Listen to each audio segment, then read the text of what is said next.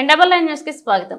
కాకినాడ జిల్లా జగ్గంపేట స్థానిక తెలుగుదేశం పార్టీలో జగ్గంపేట ఎమ్మెల్యే జ్యోతుల నెహ్రూను కలిసి ఘనంగా సత్కరించి శుభాకాంక్షలు తెలియజేశారు.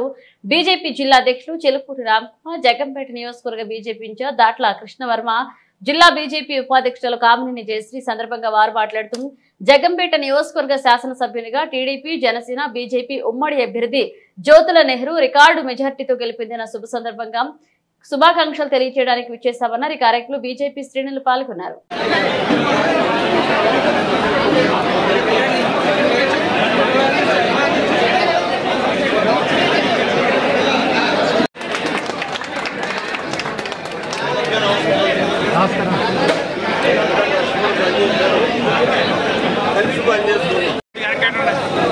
ప్రెసిడెంట్ గారు